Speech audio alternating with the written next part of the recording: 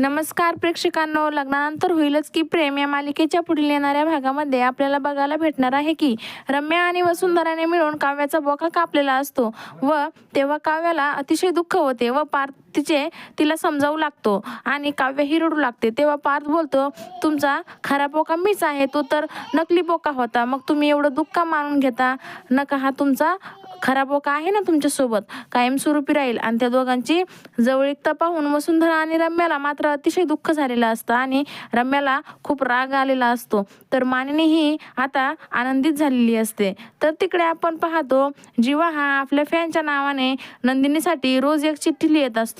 Nandini madam, मी जीवा सरांचा fan झालेला आहे, जीवा सर हे तुमचे प्रेम मिळवण्यासाठी प्रामाणिक प्रयत्न करत आहे, त्याला माफ करा, अशी चिठ्ठी लिहित असताना त्यावेळेस त्या ठिकाणी अचानक नंदिनी येते आणि नंदिनीला खूप मोठा धक्का बसतो आणि ती बोलते, म्हणजे याचा अर्थ एवढे दिवस फॅनच्या नावाने बुके आणि चिठ्ठी पाठवली जात होती, हे सर्व तुम्ही लिहित होता ना।